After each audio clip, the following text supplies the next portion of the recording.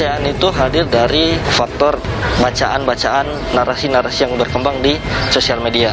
Hoax yang paling mengganggu itu yang ini, Pak, jangan dibawa ke rumah sakit nanti bikin mati. Umumnya mereka tidak tahu kalau itu hoax gitu ya. Memang ada grup-grup atau kelompok yang sengaja menyebarkan.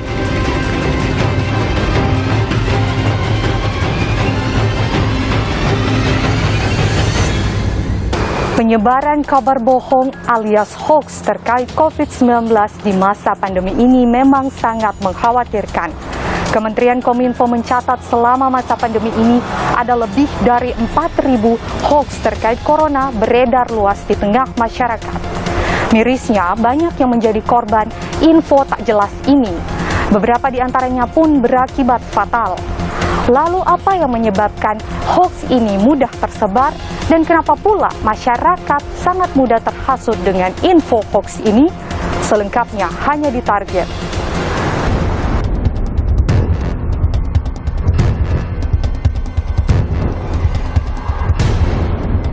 Masih segar dalam ingatan Febri saat kasus penyebaran COVID-19 makin meningkat pada Juli lalu. Ia masih tak percaya dengan ganasnya virus ini. Karyawan sebuah perusahaan swasta di ibu kota ini sempat meyakini beberapa hoax yang ramai beredar di media sosial. Ketidakpercayaan itu hadir dari yang pertama itu faktor bacaan-bacaan, narasi-narasi yang berkembang di sosial media. Saya berpikir, oh iya, ternyata COVID ini tidak seberbahaya karena ini sesuatu yang direncanakan, sesuatu yang didesain.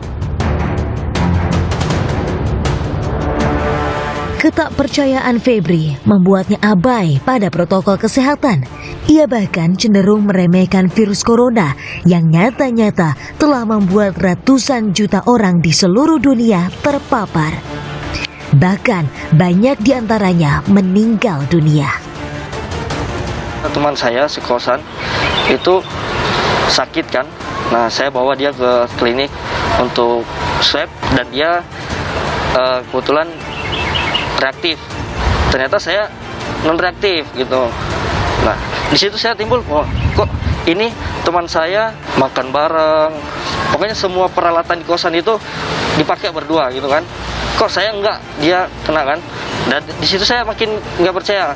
Saya putuskan saya ikut dengan dia dalam satu ruangan isolasi mandiri. Keyakinannya bahwa corona tak ada seketika sirna tatkala ia terpapar COVID-19. Febri mengalami beberapa gejala yang membuatnya tersiksa. Jelang 3 hari, saya tiba-tiba udah merasa demam, menggigil. Gejalanya itu berbeda dengan gejala demam biasanya. Saya swab lagi 3 hari kemudian dan ternyata memang positif. Sementara itu, cerita sedih sempat dialami Helmi Indra pada pertengahan Juli lalu. Bagaimana tidak, saat ia menyarankan ayahnya untuk vaksin, sang ayah tidak bersedia. Indra mengaku ayahnya termakan hoax yang beredar di media sosial. Papa sih percaya sama COVID gitu, tapi memang yang terpapar hoax-hoax yang menyertainya gitu yang saya tuliskan. Dan hoax-hoax itu mulai dari vaksin, Mbak, gitu. Vaksin itu haram, vaksin itu malah memperburuk keadaan, itu yang dipercayanya. Tak hanya itu, saat mengalami gejala COVID-19, ayahnya tak mau diperiksa ke rumah sakit lantaran takut dinyatakan positif. Nafas itu udah mulai kayak was-wasan ya, kayak gitu. Ternyata cek saturasi, ternyata udah di bawah 95 tuh. Dalam keadaan yang sudah itu belum mau untuk dibawa ke rumah sakit, Mbak, gitu. Baru dibawa ke rumah sakit itu setelah saturasi oksigen udah di bawah 40, 36, 40 gitu. Karena kondisinya yang kritis akibat positif COVID-19, sang ayah meninggal dunia. Dalam cuitan di akun Twitter miliknya, Helmi sangat menyesalkan kejadian ini lantaran tidak sempat menjelaskan secara detail pada ayahnya soal kabar tak jelas seputar COVID-19. Salah satu penyesalan saya sih nggak memberikan informasi secara detail hoaxnya ini apa dan kenapa. Seharusnya kan memang seperti itu ya, kita menjelaskannya secara komprehensif. Tak hanya Helmi yang menuliskan cuitannya soal dampak kabar bohong tentang COVID-19, berbagai cerita korban hoax di masa pandemi juga ramai di media sosial. Penyebaran hoax terkait COVID-19 selama pandemi corona memang meresahkan. Tanpa bukti yang bisa dipertanggungjawabkan, para pelaku ini seenaknya mengumbar berita. Sebenarnya polisi telah beberapa kali menangani kasus penyebaran hoax. Salah satunya yang sempat viral di media sosial adalah kabar bohong soal ketidakpercayaan pada COVID-19 yang melibatkan Dr. Lois alias Lois Owien. Akibat ulahnya, petugas di Treskrim Suspolda Metro Jaya sempat mengamankan tersangka. Unit 5 Tindak Pidana Siber Ditkrimsus Polda Metro Jaya telah mengamankan Saudara L terkait dengan dugaan tindak pidana menyebarkan berita bohong dengan sengaja yang dapat menimbulkan keonaran di kalangan rakyat dan atau menghalangi pelaksanaan penanggulangan wabah penyakit menular yang ia lakukan di beberapa platform media sosial. Karena telah mengakui kesalahannya, polisi memutuskan tidak menahan Dr. L. Namun, proses hukum terhadap tersangka tetap berjalan. Dari kasus ini, polisi menjerat tersangka dengan pasal berlapis yang ancaman hukumannya maksimal 10 tahun penjara. Hingga kini penyebaran hoax seputar COVID-19 kian bertambah setiap harinya. Berdasar data Kementerian Kominfo, selama pandemi ini sebanyak 1.800 isu hoax telah disebar lebih dari 6.000 kali melalui media sosial. Kalau kita berbicara persebarannya, itu tentu lebih banyak lagi. Data dari 28 Juli 2021 ini, kami total telah menemukan 6.399 sebaran isu hoax dan disinformasi. Hoax seputar COVID-19 telah menjadi santapan sehari-hari masyarakat. Lantas, siapakah penyebar hoax? Kenapa mereka mudah sekali menyebarkan berita bohong ini? Hoax yang paling mengganggu itu yang ini. Jangan dibawa ke rumah sakit, nanti bikin mati.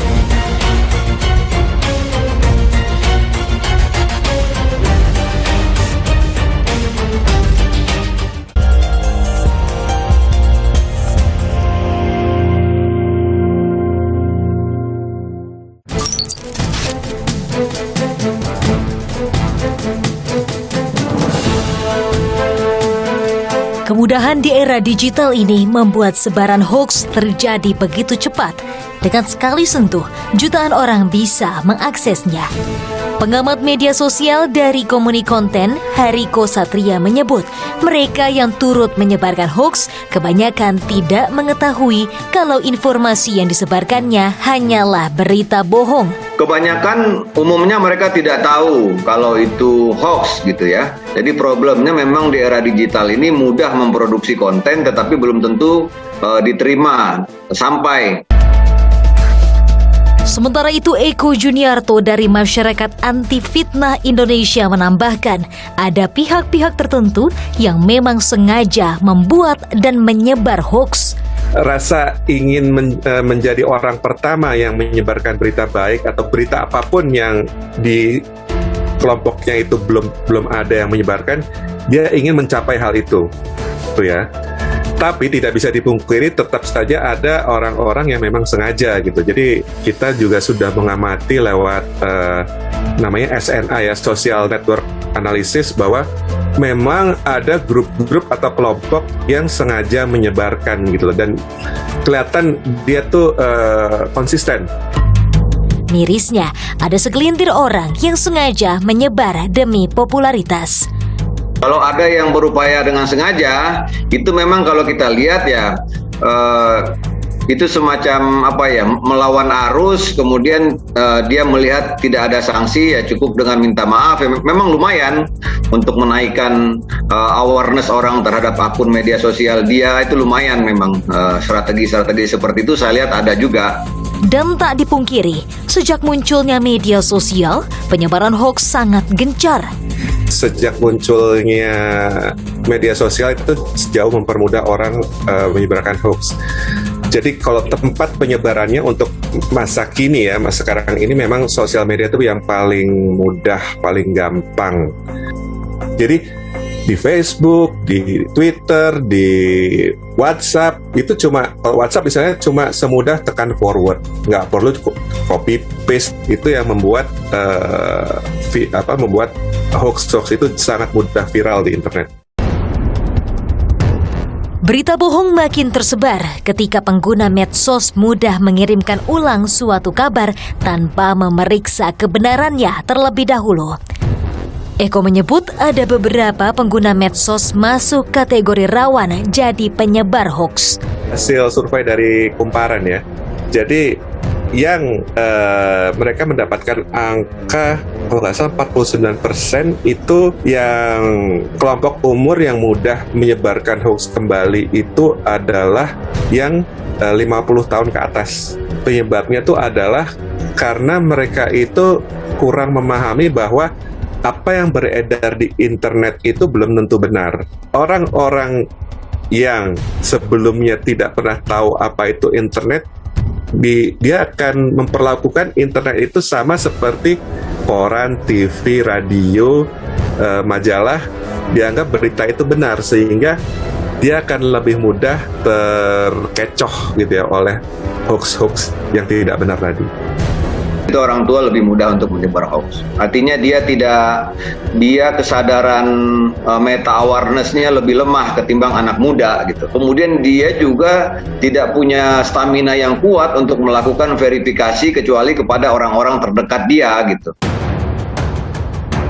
Di masa pandemi ini, sebaran hoax terkait COVID-19 yang cukup masif bisa mempengaruhi penanganan COVID-19 di Indonesia. Seperti beredarnya kabar bohong tentang vaksin COVID-19, mereka yang terhasut menolak menjalani vaksin dengan alasan takut mengalami efek samping yang membahayakan. Ini jelas bohong dan menyesatkan. Hoax lainnya adalah soal rumah sakit yang mudah memvonis seorang pasien telah positif COVID-19. Lagi-lagi, ini jelas berita tanpa dasar dan menyesatkan.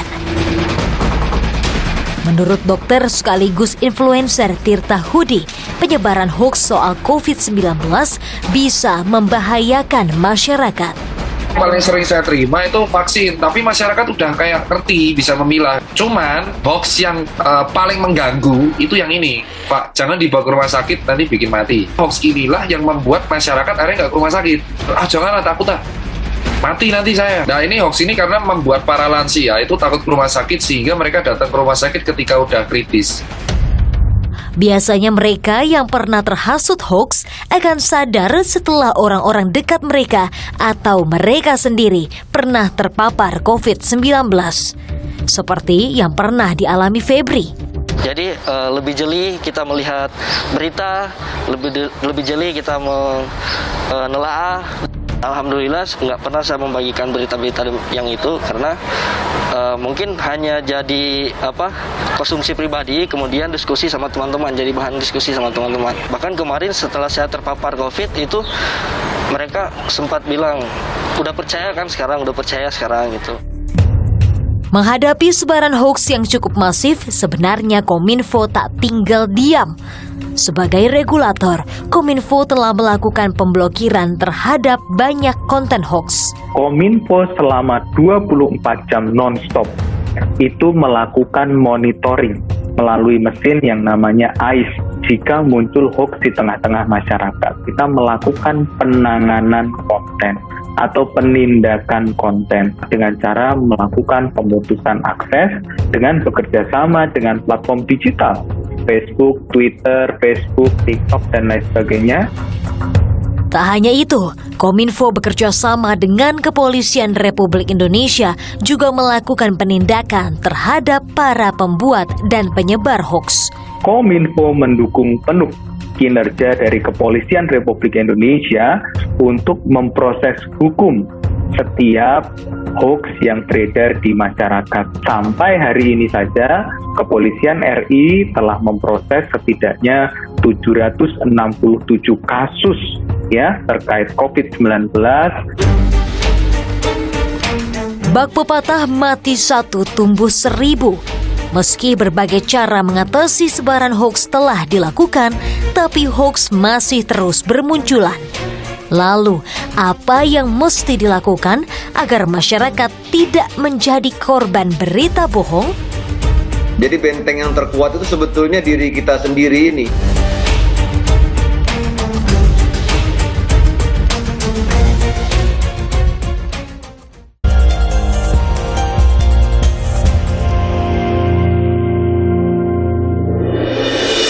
Ada aja kadang-kadang berita atau informasi yang masuk tuh ternyata bukan berisi kejelasan, justru malah bikin kepanikan. Yang aku pastikan adalah untuk ngecek lagi kebenaran dari berita yang aku baca atau informasi yang aku baca gitu. Biasanya aku kasih tahu nih ke penulisnya biar nggak menyebar luas beritanya. Jadi biar penulisnya juga tahu kalau berita yang dia kasih tahu itu nggak benar. Semestinya kita tak asal menyebar berita yang belum jelas kebenarannya. Tapi lemahnya literasi digital membuat tak semua orang bisa melakukannya.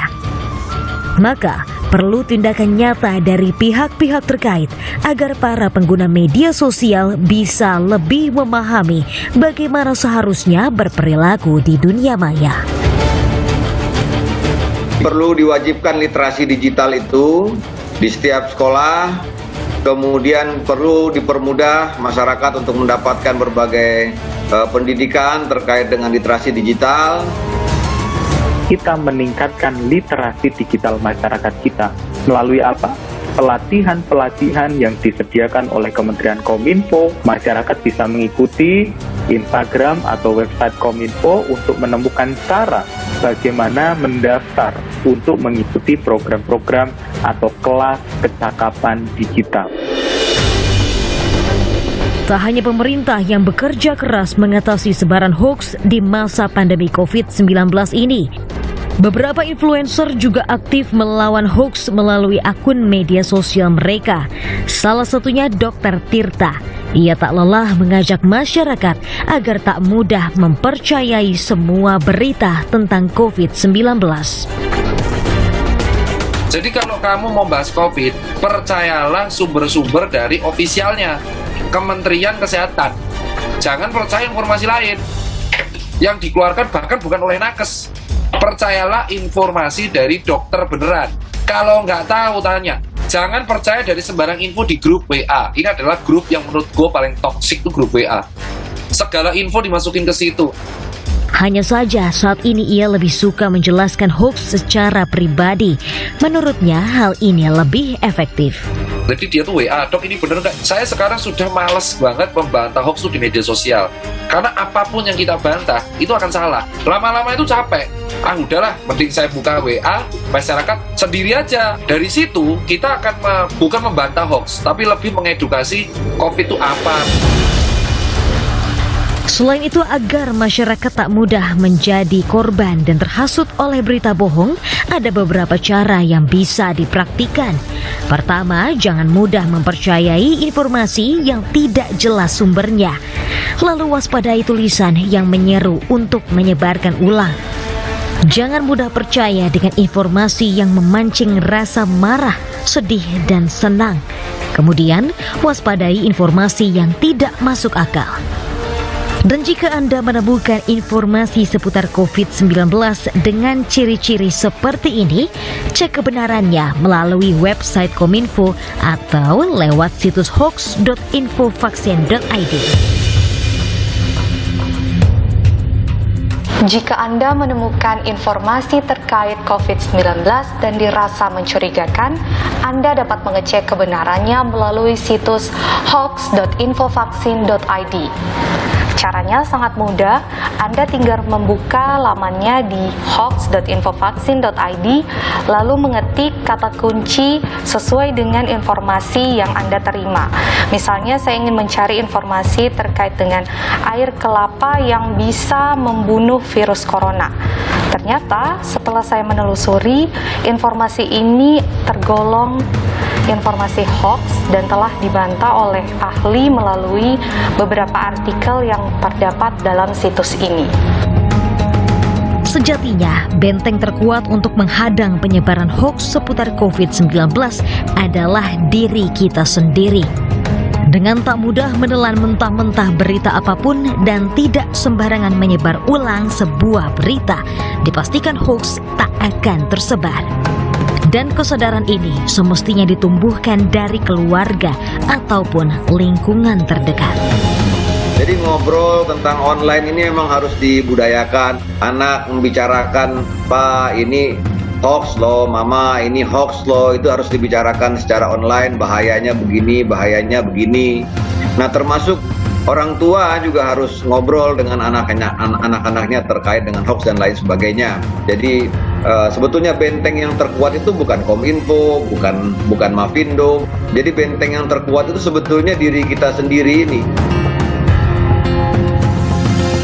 Misalnya ada orang yang dituakan, orang tua atau paman yang ya dia tidak tahu terus menyebarkan hoax, jangan pernah dikonfrontasi di dalam grup. Lebih baik ajak bicara lewat japri, berikan misalnya forward atau kasih link atau kasih screenshot berita gitu. Itu pendekatan yang non konfrontatif tuh jauh lebih efektif. Agar tidak menjadi korban hoax, jangan mudah percaya dengan berita yang beredar. Pastikan lagi kebenarannya dan selalu praktikkan prinsip saring sebelum sharing agar Anda tidak menjadi salah satu penyebar hoax ini.